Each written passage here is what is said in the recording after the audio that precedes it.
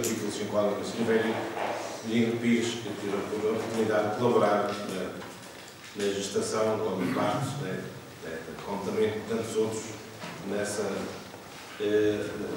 maravilhosa iniciativa. Recordo que a Assembleia Constituinte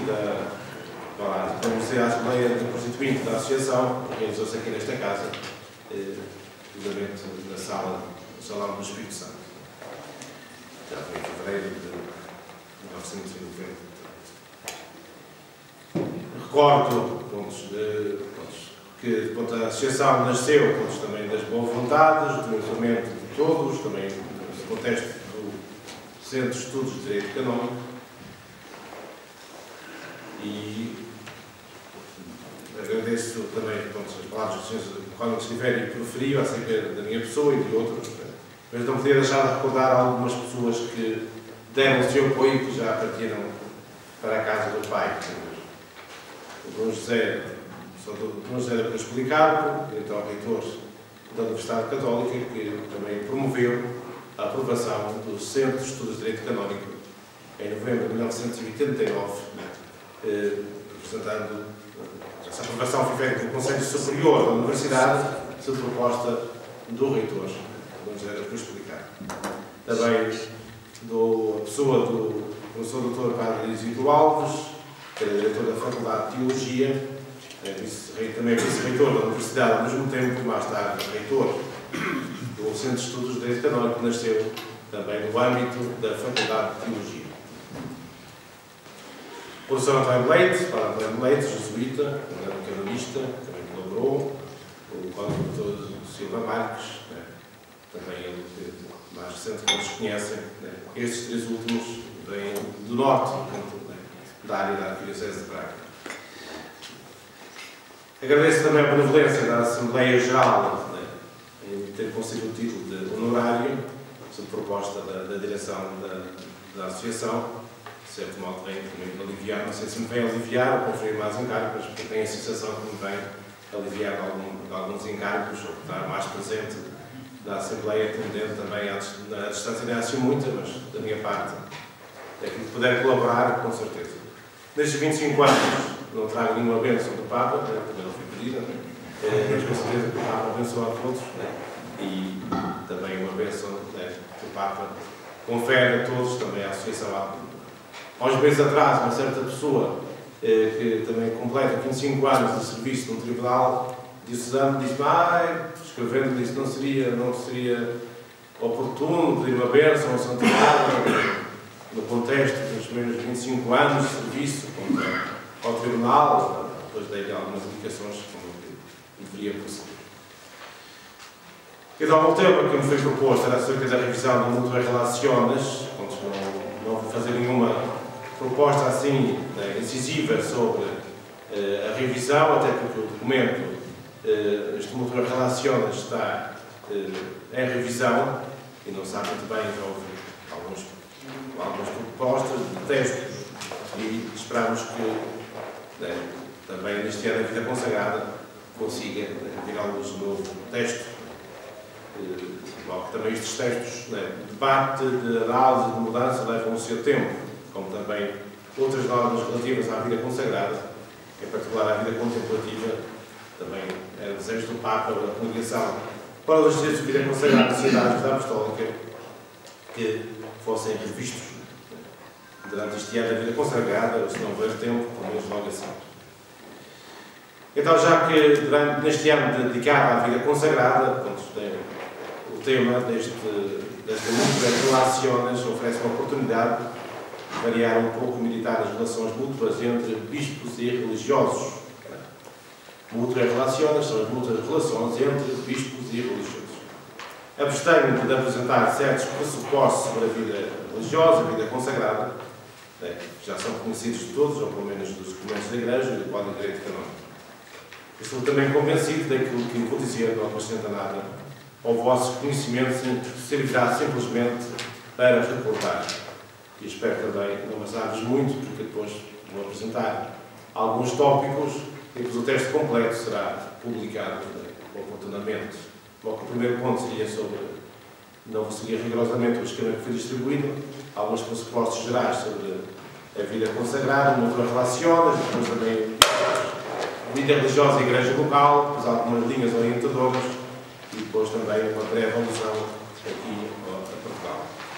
No discurso que o Papa Francisco entregou aos bispos portugueses na visita à Limina Apostolorum, no passado 7 de setembro, o Romano Pontífice elogiou a ação da Igreja em Portugal e também elogiou o povo português. E referia-se ao Mutuas Relações. Leio o excerto. Dos vossos relatórios, pude deduzir, com verdadeira satisfação, que as luzes se sobrepõem às sombras. A Igreja que vive em Portugal é uma Igreja serena, guiada pelo bom senso, escutada pela maioria da população e pelas instituições nacionais, embora nem sempre seja seguida a sua voz. O povo português é bom, hospitaleiro, generoso e religioso, ama a paz e quer a justiça. Há um episcopado fraternalmente unido.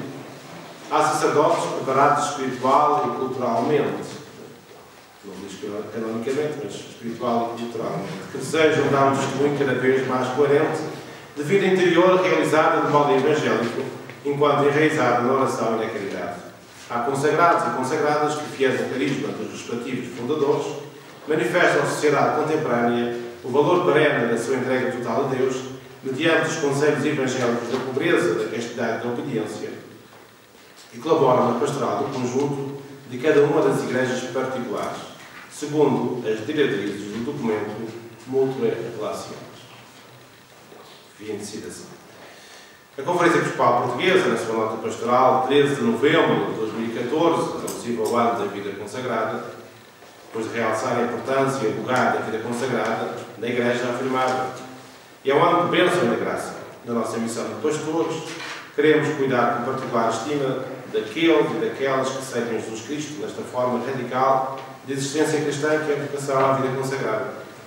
A partir dos nossos organismos diocesanos, mais especificamente ocupados com as formas de vida consagrada, e em coordenação com a Conferência dos Institutos Religiosos de Portugal e com a Conferência Nacional dos Institutos Seculares de Portugal, desejamos que este ano seja verdadeiramente um ano de graça, tendo sempre na mente e no coração os 3 objetivos atrás delineados para toda a Igreja: fazer memória agradecida do passado, abraçar o futuro com esperança, viver o presente com paixão.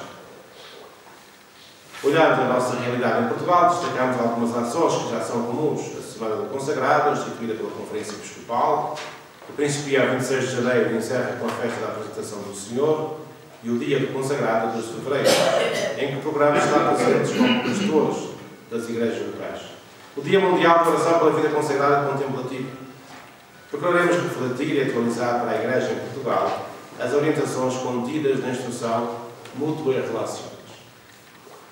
Acompanhamos ainda com atenção as iniciativas conjuntas promovidas pelos organismos coordenadores da vida consagrada em Portugal, particularmente a CIP e a CNISP, com as semanas de estudo sobre a vida consagrada, as suas Assembleias Gerais, as atividades fomentadas pelas suas Comissões Nacionais e Secretariados Regionais, as muitas planificações em cada instituto e alguns em comum. Tal citação. Bom, também que os bispos prometem que vão refletir e atualizar para a Igreja em Portugal as orientações contidas na Mutuas Relações. Surgimento da Mutuas Relações. Em 14 de maio de 1978 era publicado um documento conjunto das Sagradas Congregações, assim se chamava, para os bispos e para os religiosos e institutos seculares, intitulado Mutuas Relações. Era assinado pelos cardeais Sebastiano Baggio e Eduardo Pironi, hoje servo de Deus, que eram prefeitos das 2 congregações romanas, respectivamente. Num total de 67 pontos, contava com 2 partes e 7 capítulos. Uma introdução, depois a primeira parte, alguns elementos doutrinários, a primeira Igreja enquanto povo novo. Segundo capítulo, o Ministério dos Bispos na Comunhão Eclesial. Terceiro, a vida religiosa na Comunhão Eclesial. Quarto, os bispos e religiosos aplicados à única missão do povo de Deus. Na segunda parte, diretrizes e normas. Capítulo 5, algumas instâncias atinentes ao aspecto formativo. 6º, propósitos e responsabilidades do cargo de ação. 7º, importância de uma oportuna coordenação. E depois uma conclusão. Ora, na introdução, é importante recordar, é explicar o porquê deste documento. E digo, as relações mútuas entre os vários membros do povo de Deus mereceram particular atenção nos tempos atuais. Com efeito da doutrina conciliar sobre o mistério da Igreja e as progressivas mudanças culturais levaram a tal ponto de maturação a situação atual, fizeram emergir problemas inteiramente novos, não poucos dos quais resultaram sem dúvida positivos, ainda que delicados e complexos. Justamente nesse quadro de problemas colocam-se as relações recíprocas entre bispos e religiosos, as quais demandam especial interesse. Ficamos vivamente impressionados só ao pensarmos no facto que as religiosas são em todo o mundo mais de 1 milhão, na altura. Ou seja, uma irmã para cada 250 mulheres católicas. E os religiosos perto de 270.000. E os religiosos sacerdotes constituem os 35,6% de todos os sacerdotes da Igreja. E algumas regiões chegam a ser mais da metade do total, como, por exemplo, nas terras africanas e algumas partes da América. Bom, isso é o excerto da introdução. Podemos dizer que o documento tiver o seu embrião no Concílio Vaticano II, que quis colocar a vida religiosa, a vida consagrada, no contexto da nova eclesiologia e sugeria rever o Instituto da Isenção dos Institutos Religiosos perante a autoridade do Bispo, em vista de uma melhor comunhão eclesial e do empenho pastoral dos religiosos. No momento do concílio, os padres limitaram-se a proferir considerações gerais a propósito da isenção, remetendo tudo para a fase posterior. O documento, Mutuae Relationes, retomava assim o discurso das relações entre bispos e religiosos, as quais causavam especiais solicitações, é dito na introdução. O documento tinha sido posto em lista de espera após a publicação do motu próprio Ecclesiae Sanctae, publicado em 1966, pelo Beato João Paulo VI. E era fruto de um longo trabalho entre os dois dicastérios da Curia Romana sobre o tema das mútuas relações, com o passar do tempo, fazia emergir a necessidade e a urgência de uma palavra clara e definitiva, tendo em conta que o Código de Direito Canónico estava realizado. Muitos sacerdotes que trabalhavam na pastoral diocesana esperavam que se clarificassem as relações com as dioceses onde se encontravam. Muitas obras religiosas e religiosas inseridas no território diocesano eram parte viva da Igreja local, mas não era claro quem tivesse a última palavra sobre elas, sobretudo aquelas que suscitavam mais dúvidas, sabendo que muitas dessas obras eram mesmo propriedade do Instituto. O Concílio, falando da Igreja como povo de Deus, mistério de comunhão e sacramento universal de salvação, tinha feito apelo a uma presença dos religiosos que todos desejavam como inserida profundamente na Igreja local, respeitando, obviamente, a sua índole carismática. O Concílio tinha reforçado o papel do Ministério Episcopal da Igreja, mas nem sempre era claro até onde o Bispo devia e podia entrar no campo da vida consagrada. Enfim, qual a relação entre a autoridade da Igreja e o carisma da vida consagrada? O Concílio procurou abater as barreiras, ou esbater as barreiras entre bispos e religiosos e pôr em comunicação a autoridade eclesiástica e a autoridade religiosa, ambas importantes na vida eclesial. Um tempo de grandes esperanças. Como muitos se lembram, os anos pós-conciliares foram de grande renovação e de criatividade na Igreja, muitas vezes com exageros e com períodos de turbulência. O campo da vida religiosa foi um dos que sentiu mais esta renovação e estas circunstâncias, acompanhado também de contradições, de experiências várias e dificuldades no relacionamento entre hierarquia e religiosos, ou até mesmo entre religiosos, da mesma ordem, do mesmo instituto.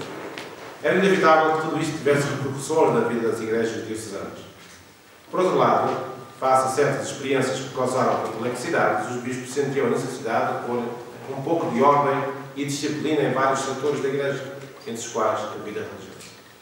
Por isso, quando em outubro de 1975, 10 anos depois da promulgação dos decretos Christus Dominus e Profeta Caritatis, as duas congregações organizaram uma Assembleia Plenária Conjunta, em outubro de 1975, dos seus dicastérios, para refletir sobre os problemas comuns e, sobretudo, para verificar a realização das disposições tomadas pelo Concílio e encontrar um caminho comum para interpretar os ensinamentos conciliares segundo o bem da Igreja, e assim muitos se congratularam com esta iniciativa.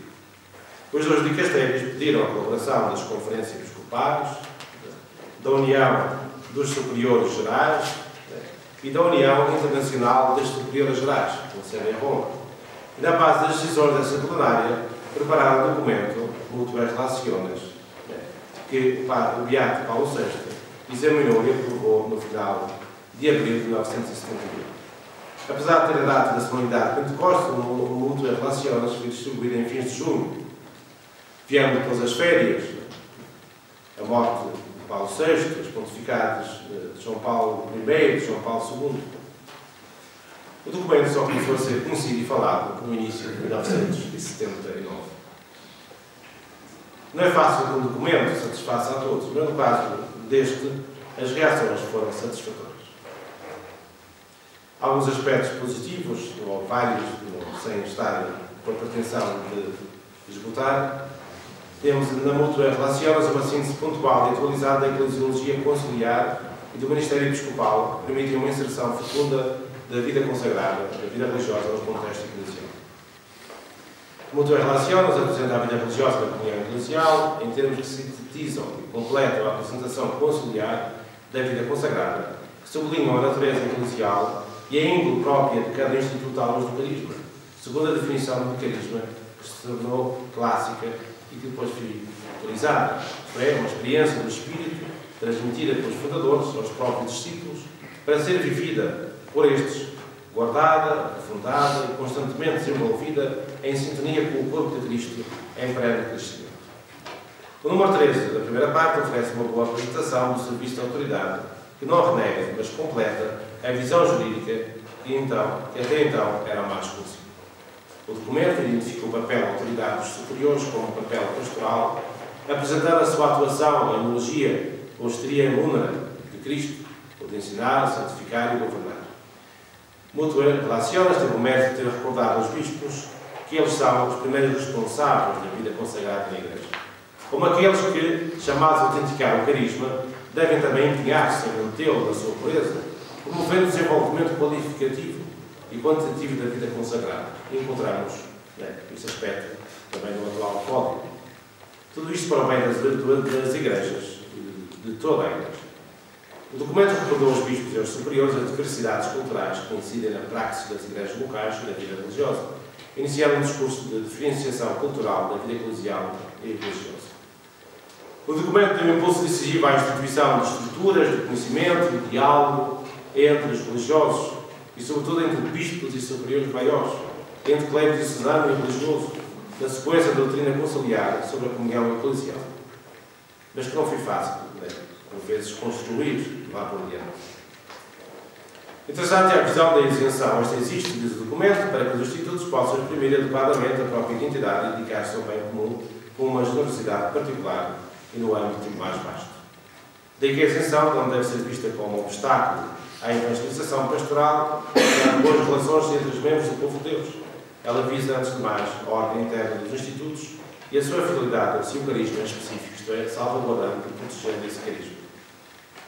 Também notável e providencial é a insistência sobre a pastoral orgânica, sobre a comunhão orgânica, a necessidade de tomar iniciativas de tipo pastoral em coerência com o próprio carisma.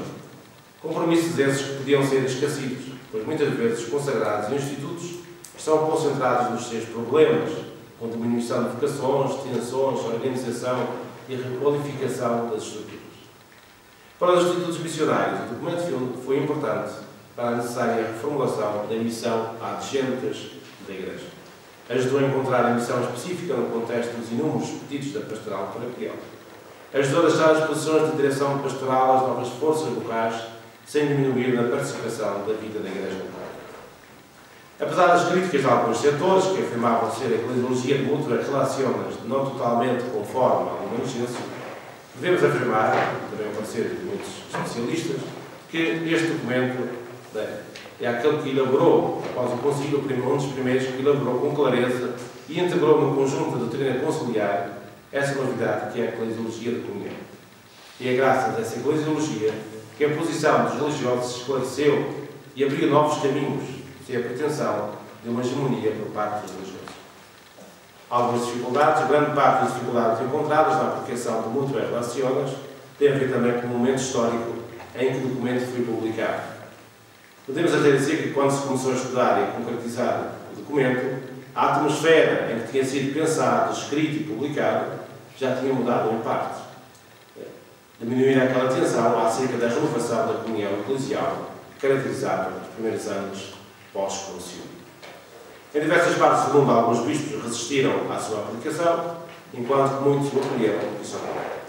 Da parte dos religiosos houve também alguma dificuldade, mas também este esforço por uma maior integração nas igrejas particulares e também houve aqueles que minimizaram o conteúdo do documento.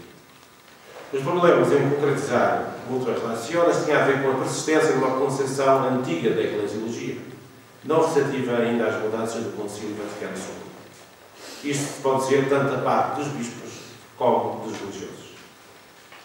O documento revelou-se como um documento propício e eficaz para pôr em sintonia os religiosos com os bispos e estes com aqueles, em vista da missão comum da Igreja para o mundo.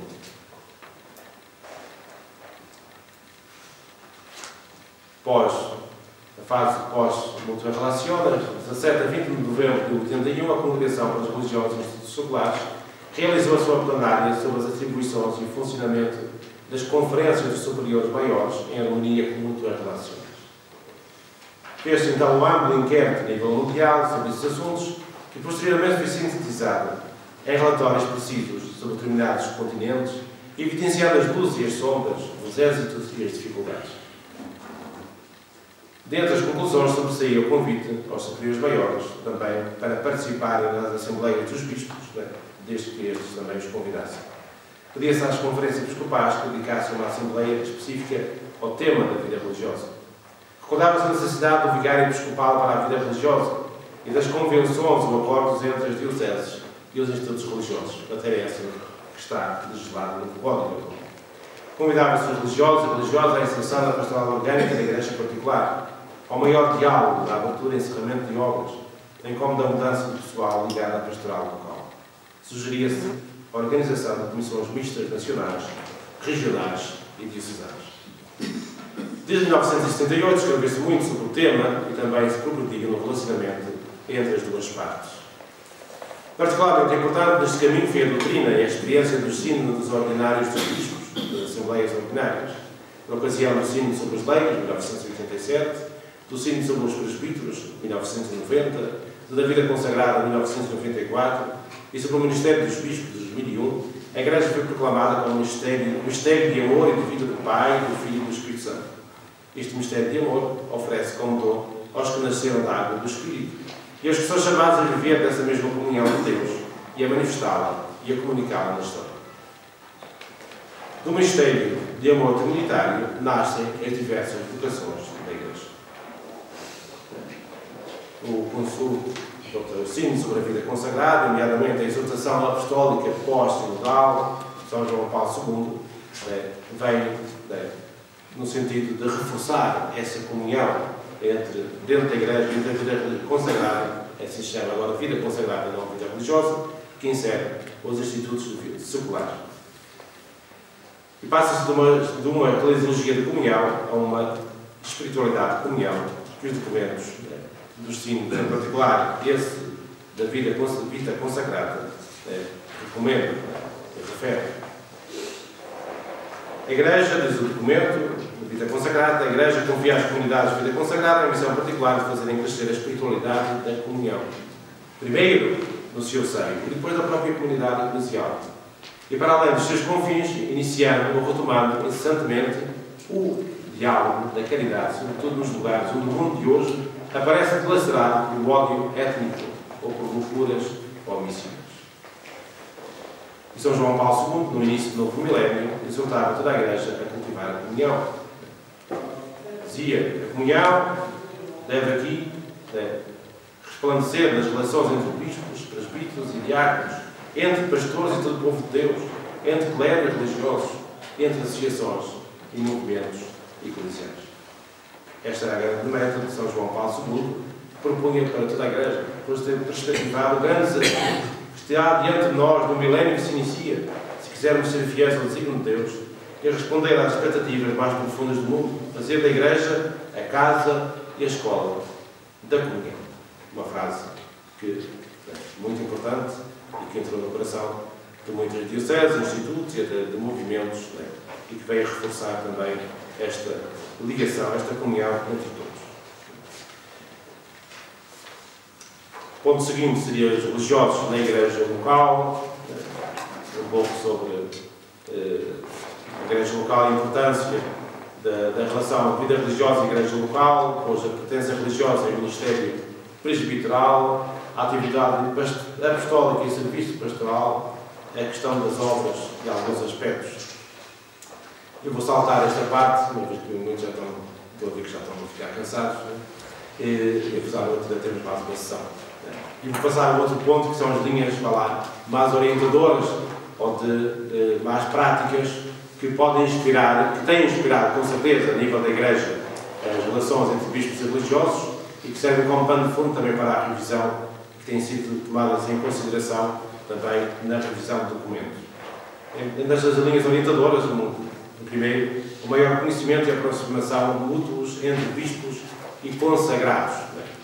Consagrados, institutos religiosos, institutos de vida consagrada, institutos seculares e também, com certeza, sociedades de vida apostólica com devidas diferenças. E entre estes também o Colégio Diocesano Secular. Desde os primeiros graus de formação inicial eclesiástica e para a vida consagrada, tem-se dado a devida importância ao estudo sistemático da eclesiologia, assistindo na teologia da Igreja em particular, no Ministério Episcopal e da vida consagrada. Fomentar a formação permanente de sacerdotes e consagrados, aprofundando na doutrina conciliar e pontifícia sobre a Igreja em particular, o Episcopado e a vida consagrada, assim como as relações recíprocas entre o Bispo e os consagrados.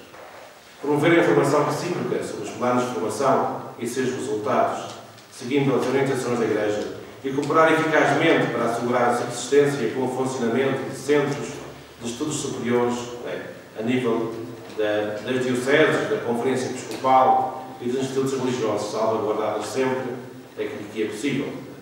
Fomentar encontros entre consagrados e colégio diocesano nas dioceses, vigararias, arciprestades e paróquias, para a oração, para o intercâmbio, para facilitar o mútuo conhecimento e as relações fraternas, e assim também promover ações conjuntas e manter viva a consciência do mistério de Cristo e da sua Igreja. Tendo em conta as orientações do Bispo Diocesano, conforme as faculdades que confere o direito da Igreja, há que promover a vida de oração e a consequente formação litúrgica e doutrinária das comunidades contemplativas e das pessoas consagradas em geral, de modo que sejam, para os fiéis, escola de oração e de experiência de Deus, de mútua relação. O ordinário do lugar, contribuirá para o desenvolvimento da vida espiritual, procurando que haja confessores ordinários no mosteiro de monjas, casas de formação e comunidades laicais mais numerosas, desde o caso de 630, parágrafo 3º do nosso Código. O segundo ponto, uma mais ampla integração e participação dos consagrados segundo o seu carisma, da ação pastoral diocesana e dos órgãos de consulta e governo. E é isto, neste campo, muito se tem realizado. Sabemos que o Bispo Diocesano é o primeiro responsável da ação pastoral da Diocese, com o qual hão de colaborar os consagrados para enriquecê-la, segundo o seu carisma. Para a sua integração e participação na ação pastoral da Diocese, os consagrados observarão as faculdades e competências que o direito da Igreja estabelece para o Bispo Diocesano nos diferentes âmbitos da ação pastoral, isto é, liturgia, homilias, catequese, escola católica e seus capelães, obras de assistência. A presença da vida consagrada é um reconhecimento para as dioceses, o que convida a cuidar de uma adequada distribuição geográfica para a melhor contribuição para a evangelização sobre o carisma próprio e as necessidades pastorais. Uma vez eleita a casa religiosa pela autoridade competente eclesiástica, se produzir uma mudança de domicílio, se quiser destinar a uma obra apostólica diferente daquela que se constituiu, ou se prever a supressão, deve-se estabelecer uma comunicação com o Bispo, como prescreve o Código de Direito Canônico. Que se há presente que os consagrados são sujeitos à autoridade dos bispos, não no nível interno da disciplina da vida comunitária, e quem hão de seguir com piedosa submissão e respeito no que se refere à cura de almas, ao exercício público do culto divino e a outras obras de apostolado. No exercício do apostolado externo, dependem também dos seus próprios superiores e devem permanecer fiéis à disciplina na vida e na missão da Igreja diocesana. Isto realiza-se por muitos superiores maiores.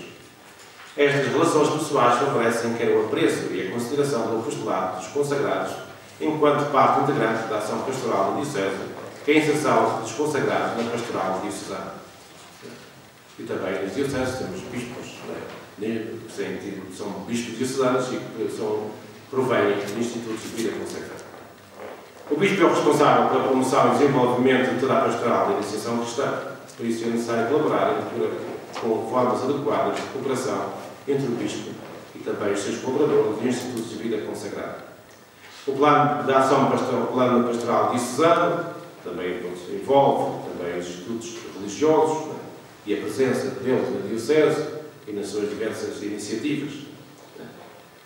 Sempre que necessário, também os consagrados de vida ativa promoverão a coordenação entre si mediante a criação ou animação de organismos diocesanos ou regionais, como secretariados, que existem nas dioceses, da CIP, departamentos,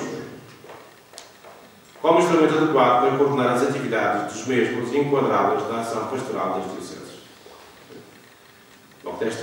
Também os estatutos devem prever a cooperação com os bispos e a pastoral diocesana.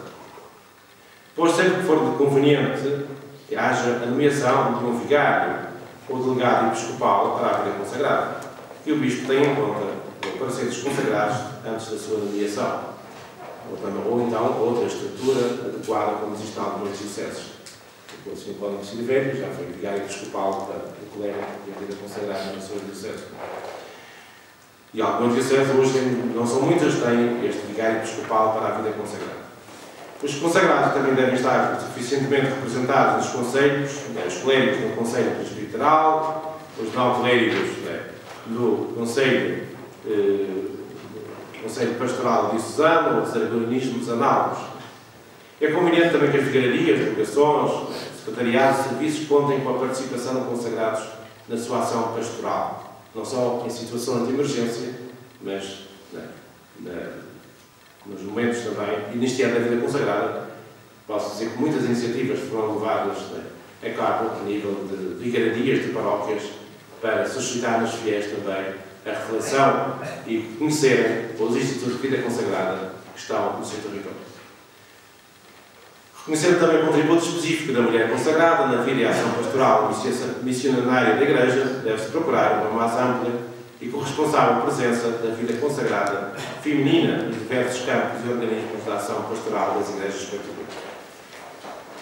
Também a nível da província e região eclesiástica, promovam-se, na medida do possível, depende de cada país, os encontros de bispos e superiores maiores. A nível da Conferência Episcopal, promover o funcionamento de comissões entre bispos e superiores maiores, de tal modo que possa conseguir os seus fins enquanto organismo de consulta recíproca, de coordenação, de estudo e reflexão.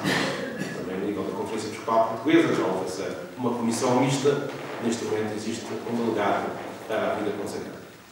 Os superiores maiores, através dos seus delegados nos organismos respectivos, poderão participar também nas comissões episcopais, sobretudo das assembleias, das conferências, de acordo com os estatutos da própria conferência. E às vezes esta participação poderá fazer-se também através de outros organismos da Conferência Episcopal.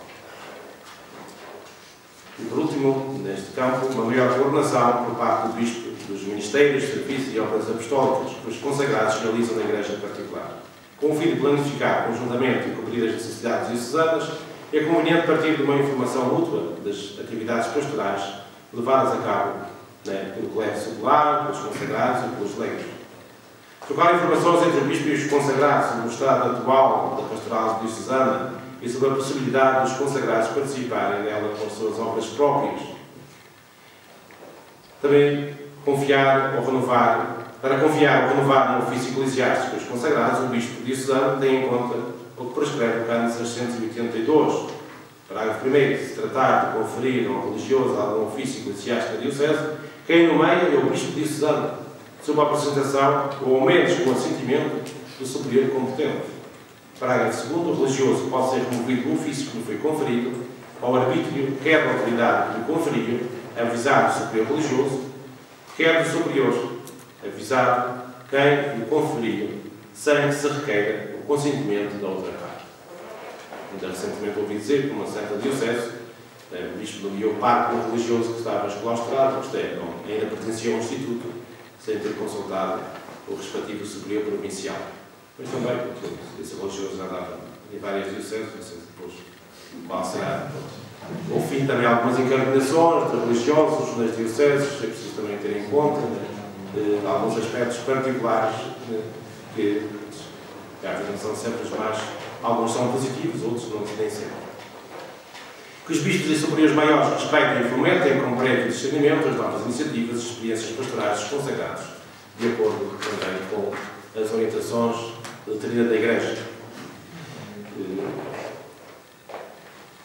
A pastoral vocacional também pode ser programada, envolvendo as dioceses, institutos religiosos, a nível da Conferência Episcopal, a nível também de outros organismos diocesanos e até paroquiais.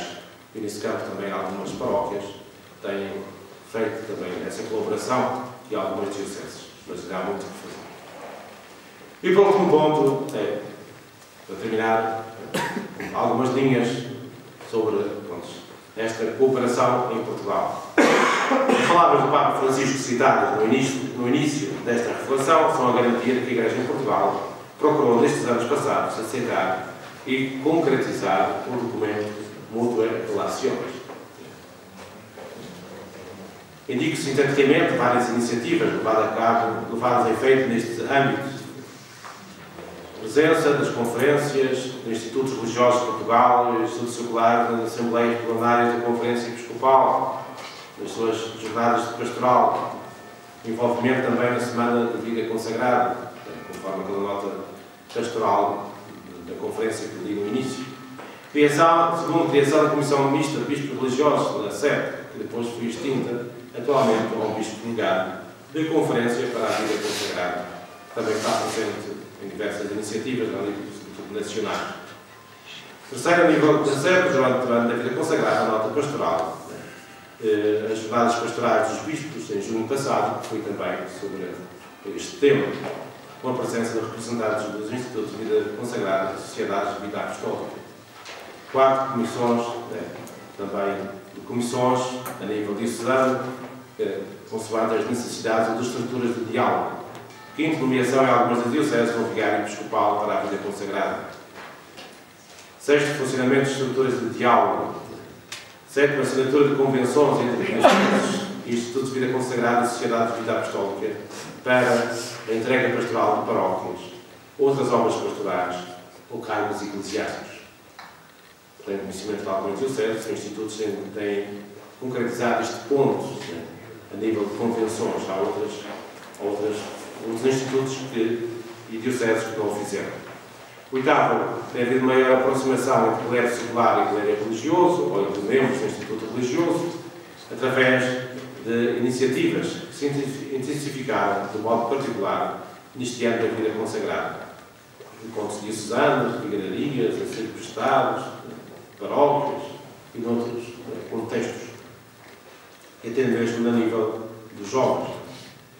9º, papel das escolas de teologia na aproximação dos alunos, os alunos oriundos das dioceses e dos Institutos de Vida Consagrada e Sociedades de Vida Apostólica, não só na Faculdade de Teologia da Universidade Católica de Lisboa, Porto e Braga, mas também de outras escolas que existiram ou existem no nosso país. 10º, nomeação de consagrados para ofícios pastorais, a saber, bispos, párocos, cargos da Curia Diocesana.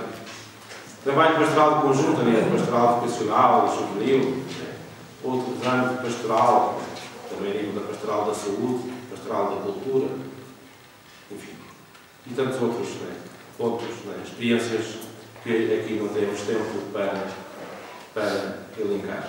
Concluindo, a comunhão orgânica tornou-se uma realidade dos lugares em que bispos e superiores procuraram uma melhor e mais profícua participação na missão, e sobretudo nas novas igrejas, também nas antigas, que Mutuae Relationes foi mais aplicada para preparar as convenções que determinaram a maneira de colaborar por parte dos consagrados e dos missionários. Também noutros países, não estritamente missionários, adjuntos, essa colaboração ergueu-se e deu fruto que reconhecemos. Com certeza que a revisão do Mútuo Relaciones tem em consideração a experiência realizada nos anos transados, valorizando sempre a comunhão e evitando atitudes e ambientes de desconfiança, de receio e de intransigência que pertencem já ao passado.